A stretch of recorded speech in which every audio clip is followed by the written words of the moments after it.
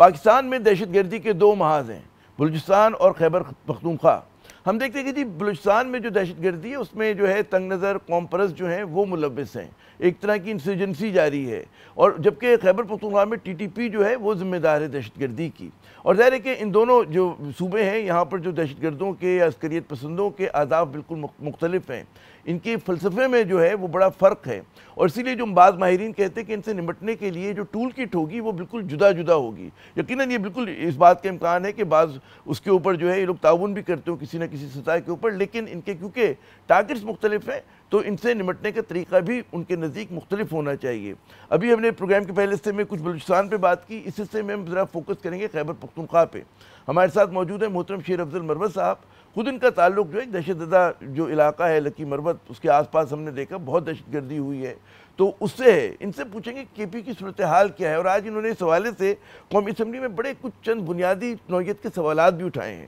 بہت بہت شکریہ مروت صاحب اپنا قیمتی وقت دینے کا۔ ساری توجہ جو ہے بلوچستان پر ہے، لیکن ہم چاہیں گے کہ آپ کچھ ہمیں خیبر پختونخوا کا احوال جو ہے وہ بیان کریں کہ وہاں پر کیا صورتحال ہے، عام آدمی کے لیے شب و روز کیسے ہیں وہاں پر۔ بہت شکریہ عامر جا صاحب۔ خیبر پختونخوا میں صورتحال کچھ اس طرح ہیں کہ میرا ضلع لکی مروت جو ہے، میں مثال کے طور پہ وہ بالکل ایڈجسٹنٹ ہے میاں والی کے ساتھ، یعنی کہ پنجاب کے ساتھ، اور سی پیک روٹ ہمارے ساتھ ہی جاتا ہے۔ آپ اس طرح یہ سمجھ لیں کہ جتنے بھی ایریاز پنجاب کی طرف نزدیک ہوں گے اتنے ہی سوچ یہ ہوتی ہے کہ کم ہی شورش زدہ ہوں گے۔ اب میرے حلقے کی صورتحال کچھ یوں ہیں کہ 2 سال قبل، تقریباً 2 سال قبل یہ شورش شروع ہوئی، اور ابتدا میں بہت کم تھے یہ لوگ، 30 سے 40 لوگ تھے،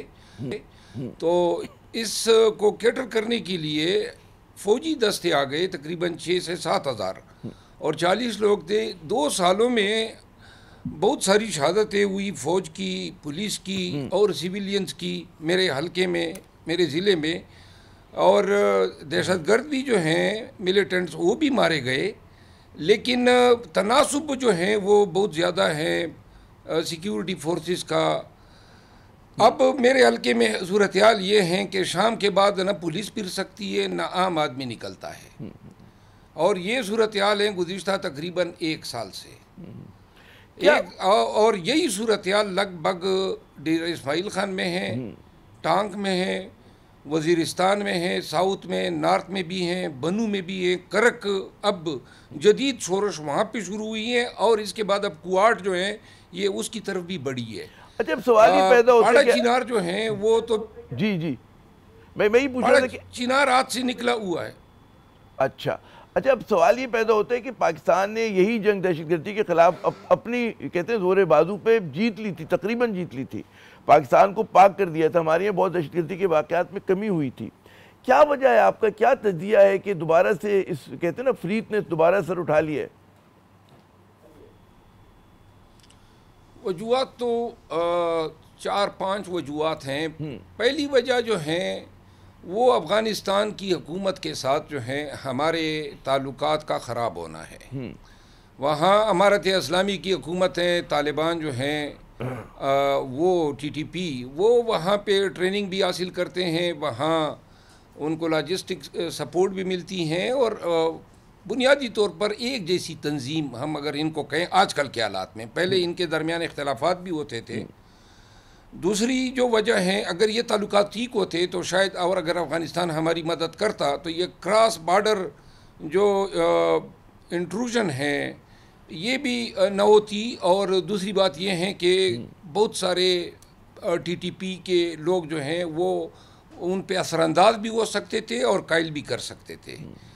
افغانستان کے ساتھ تعلقات کی خرابی جو ہے اس میں ہمارا بھی کردار ہے، یہ نہیں ہے کہ افغان حکومت، کیونکہ جب ان کی حکومت آئی تو سب سے پہلے تو ہم بڑا فخر کرتے تھے کہ جی ہمارے تعاون سے ہم نے امریکہ کو یہاں پہ شکست دی، اور آپ کو یاد ہوگا ڈی جی آئی فیض صاحب گئے بھی تھے۔ دوسرے ہیں وہ خیبر پختونخوا کے جو وسائل ہیں، وہ وسائل جو ہے اس میں مقامی لوگوں کو حصہ نہیں دیا جا رہا، اور میں اپنے ضلع کی مثال دوں، 30 ارب روپے لگ بھگ گیس اور پیٹرول گزشتہ 2 سالوں میں میرے ضلع سے، میرے حلقہ سے وہ ملے ہیں مرکزی حکومت کو، گیس اور پٹرول، یعنی 1 میٹر تک میرے ضلع میں نہیں ہے دیا گیا، لیکن وہ سارا گیس کی پائپ لائن اور پٹرول کی پائپ لائن جو ہے پنجاب آ گئے، اور 30 ارب روپے تک ابھی ہم نے را گیس اور را پٹرول جو ہیں وہ دیا ہے۔ بدلے میں ہمیں 11 کروڑ روپے کا وعدہ کیا تھا کوئی 1 سال قبل سے، ابھی تک وہ 11 کروڑ بھی نہیں دیے ہیں۔ تو لہٰذا جہاں پہ آپ اس طرح کریں گے، بلوچستان میں بھی یہ ایک گلہ شکوہ ہے وہاں کے لوگوں کا۔ جو تیسری وجہ ہے وہ دہشت گردی کے نام پہ بے گناہ لوگوں کا اٹھایا جانا ہے۔ بہت سارے لوگ، ہزاروں کی تعداد میں جو ہیں وہ اٹھائے جا چکے ہیں، اور اس نے تمام اٹھائے جانے والوں کے لواحقین کو جو ہیں ان کا ہم رکاب بنا دیا ملیٹنٹس کا، اور اس وجہ سے ان کو فیسیلیٹیشن بھی ملتی ہے، ہمدردیاں بھی ملتی ہے، اس کا کوئی تدارک نہیں ہوا۔ حتیٰ کہ جو لوگ جہاں پہ طالبان کسی کے پاس کھانا کھا لیں، کسی کے پاس ٹیر جائے، کسی کے پاس نماز پڑھ لے، یا کسی کا چچا ہے، کسی کا کزن ہے، تو یہ بھی سارے اٹھائے جاتے ہیں۔ اور میرا ضلع ہے، مجھے روزانہ آئے دن میں جو عسکری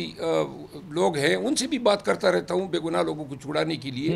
تو یہ جو بے گناہ لوگوں کا، اور یہ بلوچستان میں بھی سب سے بڑا مسئلہ ہے، وہاں پہ بھی بہت سارے لوگ بلوچ جو نوجوان ہیں وہ اپنے پیاروں کو سالوں سے ڈھونڈ رہے ہیں۔ جو دہشت گرد ہیں ان کے ساتھ تو جو رویہ اور سلوک کریں کسی کو اعتراض نہیں ہے، لیکن جو لوگ شک پہ اٹھائے گئے یا رشتہ داریوں پہ اٹھائے گئے، ان کے وہ کہہ رہے ہیں ہمیں ہڈیاں تک نہیں مل رہی ہے، اس نے بھی جو ہے نفرت کی ہوا کو جو ہے بہت زیادہ تپش دی ہوئی ہے۔ آپ کیا چوتھی جو وجہ ہے وہ پاکستان کی اسٹیبلشمنٹ کی ایسی پالیسیاں ہیں جن میں کوئی تسلسل نہیں ہے۔ ایک وقت میں آپریشن ہوتا ہے، دوسرے وقت میں جناب ڈائلاگ شروع ہو جاتا ہے، تیسرے وقت میں ان کو مارا جاتا ہے، چوتھے وقت میں جو ہے ان کو بسایا جاتا ہے، 5ویں ٹائم پہ ان کو چھوڑا جاتا ہے۔ تو لہٰذا کہیں پہ بیڈ طالبان، کہیں پہ گڈ طالبان کے نظریے جو ہیں وہ متعارف کیے جاتے ہیں۔ تو ان چیزوں نے جو ہیں اس پالیسیوں کے تسلسل میں جو رکاوٹیں خود ان کی پیدا کرتا ہے، اس نے انتہائی زیادہ نقصان دیا ہے، کیونکہ ایک تو لوگوں کا جو اعتماد ہے، یقین ہے، وہ ڈواڈول ہو جاتا ہے۔ دوسری بات یہ ہے کہ اگر ایک دائمی، ایک پرماننٹ آپ کی ایک اسٹریٹجی ہے، یعنی ابھی جو ہم یہ جنگ لڑ رہے ہیں، چاہے بلوچستان میں ہو چاہے خیبر پختونخوا میں ہو، اس میں ہماری کوئی اسپیل آؤٹ اسٹریٹجی نہیں ہے، ڈکلیئرڈ اسٹریٹجی نہیں ہے کہ ہم جنگ کن بنیادوں پہ لڑ رہے ہیں۔ یا تو صرف یہ تصور کرنا کہ فوجی دستے چلے گئے ہیں اور وہ جنگ لڑیں گے، میرا خیال ہے یہ کافی نہیں ہے، اور اگر یہ کافی ہوتا تو اس کے نتائج آپ نے بڑا بھرپور طریقے سے 4 ایشوز کی آپ نے آئیڈینٹیفائی کیا، اور اس میں جو میں سب سے پہلی وجہ بیان کی کہ پالیسیز میں تسلسل کا نہ ہونا اور اس کی وجہ سے جو کنفیوژن پھیل رہا ہے، وہ بالکل اپنی جگہ درست، ایک بہت بڑا ایک میرے خیال میں سوال ہے۔ لیکن اس کے ساتھ ساتھ یہ بھی ہے کہ جی ٹھیک ہے کہ ہر مسئلے کا حل، فوج تو اپنا کام کر رہی ہے، جا کے وہ جنگ بھی کر رہے ہیں، قربانی بھی دے رہے ہیں، لیکن اس کے ساتھ ساتھ سویلین ادارے جو ہیں وہ کیا کر رہے ہیں؟ کہ فرض کریں میں آپ کے صوبے کی بات کروں کہ جب قبائلی علاقوں کو شامل کیا گیا کے پی کے اندر، تو اس کے ساتھ کچھ نہیں، بہت ساری اصلاحات ہونی تھی، بہت زیادہ فنڈز درکار تھے تاکہ وہاں کے لوگ جو ہیں مطلب ہے کہ پورے ملک کے ساتھ آ سکے، کیونکہ پسماندہ علاقے تھے۔ تو وہاں پر بھی میں نہیں سمجھتا کہ ہماری جو صوبائی حکومتیں ہیں وہ بشمول پی ٹی آئی کے اور اس سے پہلے جو تھیں اور جو وفاقی حکومت تھیں، وہ اپنا وہ کردار ادا کر سکی جو انہیں کرنا چاہیے تھا ہمارے سویلین اداروں کو۔ مروت صاحب، یہ ایک وجہ تھی جو میں بتا رہا تھا، 5ویں وجہ، جو اضلاع جن کو پہلے فاٹا ایریا کہا جاتا تھا، 2 ایریاز ہوتے تھے، ایک فاٹا اور ایک پاٹا، وہ ان کو اب بندوبستی علاقوں میں شامل کر دیا گیا ہے، اور ان اضلاع کو اور ان کی جو پاپولیشن ہے وہ اب خیبر پختونخوا کا آئینی طور پر حصہ بن چکے ہیں۔ یہ وہ اضلاع تھے جو انگریز دور سے ایف سی آر کا ایک کالا قانون تھا، اس کے تحت یہ ریگولیٹ ہوتے تھے۔ اس کے بعد جب پاکستان کا آئین وہاں پہ ایکسٹینڈ ہوا، عدالتیں، پولیس، یہ سارا پیرافرنیلیا وہاں پہ چلا گیا، تو توقع یہ تھی کہ یہ قومی دائرے میں آئیں گے، لیکن دو تین ایسے افعال ہوئے، مثال کے طور پہ فاٹا کے جو سینیٹر کی تعداد تھی وہ ختم کر دی گئی آئینی طور پہ، تو فاٹا کی سینٹ میں جو نمائندگی ہوا کرتی تھی وہ ختم ہو گئی۔ قومی اسمبلی کی سیٹیں جو تھی ان کی وہ آدھی سے بھی کم کر دی گئی۔ اچھا، اب یہ جو آبادی ملی اور رقبہ ملا، ان کے انتظام و انصرام کے لیے، انفراسٹرکچر کے لیے، انتظام کے لیے NFC کے تحت یہ پاکستان کا آئین پرووائڈ کرتا ہے کہ اس پاپولیشن سے جو مرکز نے NFC کے تحت یہ رقم جو دینی تھی، اگر وہ 18ویں آئینی ترمیم سے ریگولر ادائیگیاں کرتے تو ابھی تک 1400 ارب روپے جو ہیں وہ مل چکے ہوتے۔ 1 روپے اس میں ادا نہیں ہوا ہے۔ آبادی دے دی ہیں، سینٹ اور قومی اسمبلی کی سیٹیں ختم کر دی ہیں، اور آپ نے جو ہیں پسماندہ علاقہ بھی دے دیا۔ اب ان لوگوں کی صحت پہ خرچے ہوتے ہیں، ان لوگوں کے عدالت و نظام پہ خرچے ہوتے ہیں، ان کے لا اینڈ آرڈر پہ خرچے ہوتے ہیں، ان کے بود و باش پہ، تعلیم پہ۔ اب یہ خرچے جو ہیں وہ پروونشل گورنمنٹ کو پڑ گئے، اور جو پنجاب کو اگر حصہ ملتا ہے، میں ایک مثال دے رہا ہوں، تو آبادی کے تناسب سے دیتا ہے۔ تو جو آبادی جو ہے، یعنی کہ فاٹا کے ایریا سے 1.25 کروڑ سے 1.5 کروڑ آبادی KP میں مرج ہو گئی، اس آبادی کا حصہ جو ہے وہ بھی نہیں مل رہا ہے۔ تو لہٰذا اس نے وہاں پہ احساس محرومی، بے روزگاری، غربت کو جنم دیا ہے، اور ایک سوچ جو ہے وہ نظام سے ایک نفرت کی سوچ جو ہے پروان چڑھایا ہے۔ یہ میں دیکھ رہا ہوں کہ وفاقی حکومت آج کے اگر ہم حالات میں بات کریں تو وفاقی حکومت جو ہے وہ KP کی حکومت پہ تنقید کرتی کہ جی وہ اپنا کردار ادا نہیں کر رہی ہے، دہشت گردی کے ناسور سے نمٹنے کے لیے کاؤنٹر ٹیرر ڈپارٹمنٹ کو مضبوط نہیں کیا جا رہا، اور بہت زیادہ تنقید ہو رہی ہے۔ کہاں تک جائز ہے؟ اچھا، یہی صورتحال قوم پوش بلوچستان میں، لیکن وہاں پہ ظاہر ہے کہ وفاقی حکومت کے جو الائز ہیں انہی کی حکومت ہے۔ تو اگر آپ موازنہ کریں کہ زیادہ ذمہ داری کس کی آتی ہے، وفاقی حکومت کی آتی ہے، وفاقی اداروں کی آتی ہے اس لڑائی میں؟ جی دیکھیے، آئینی طور پہ پاکستان کی سرحدوں کی حفاظت کرنا، وہاں پہ باڑ لگانا، دراندازی روکنا، وہاں پہ شورش روکنا، یہ تو فوج اور مرکزی وزارت دفاع کا کام ہے، اس میں تو کوئی دوسری رائے ہے ہی نہیں۔ یعنی پاکستان کے سویلین عوام یا پولیس یا خاصادار یا فرنٹیئر کانسٹیبلری، ان کی تربیت سرحدوں کی حفاظت کے لیے تو نہیں ہوتی ہے، ان کی تربیت دہشت گردی سے نمٹنے کی تو ہے ہی نہیں۔ نہ ان کو لاجسٹک دیے گئے ہیں،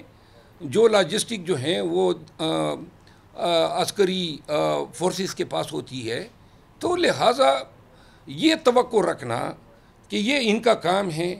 اور دوسری بات یہ ہے نا کہ جتنے بھی یہ دہشت گردی ہے یا شورش ہیں وہ ان مرج اضلاع میں ہیں، اور یہ سارے مرج اضلاع جو ہیں یہ سارے ڈیورنٹ لائن کے ساتھ پڑے ہوئے ہیں، یعنی افغانستان کے ساتھ بارڈر، جتنی ہماری بارڈر ہیں چمن سے لے کر باجوڑ تک، دیر تک، یہ ایک ہی بارڈر ہیں، اور یہ سارے علاقے وہاں پہ پڑے ہوئے ہیں۔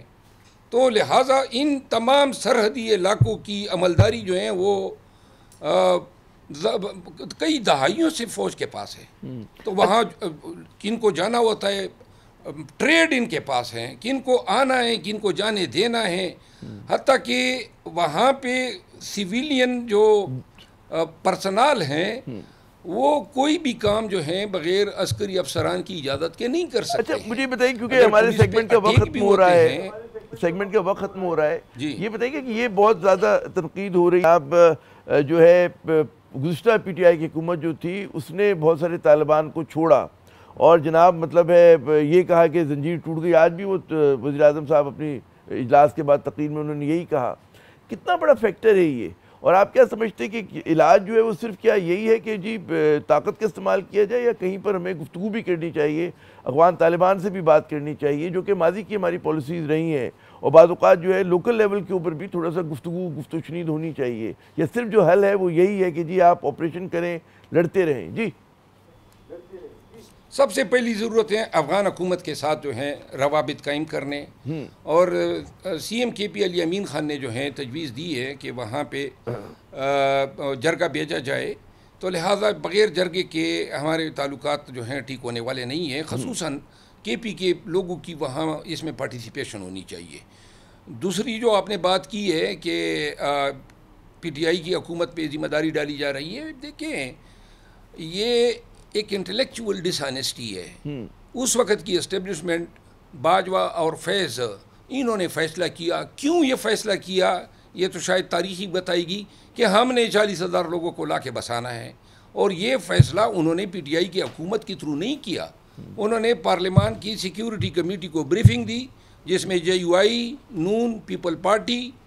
اور پی ٹی آئی سمیت جتنی بھی پارٹیاں ہیں سب شامل تھی, آن بورڈ تھی. اور جس میں میرے خیال میں بلاول صاحب نے شاید کوئی ڈائسینٹ دیا تھا یا مصطفیٰ نواز کھوکھر صاحب نے اور محسن داوڑ صاحب نے, باقی سب نے اتفاق کیا تھا. تو لہٰذا یہ کس طرح پی ٹی آئی کی ذمہ داری بنتی ہے؟ نون والے آج ریکارڈ پہ کہہ دینا کہ اجتماعی ذمہ داری بنتی ہے. ان کا لائے جانے کا مجھے یہ کہا جا رہا ہے مروت صاحب, بہت دلچسپ گفتگو ہو رہی تھی, بہت معلوماتی, کہ میں سیگمنٹ کا وقت ختم ہو رہا ہے. بہت شکریہ ادا کروں آپ کا.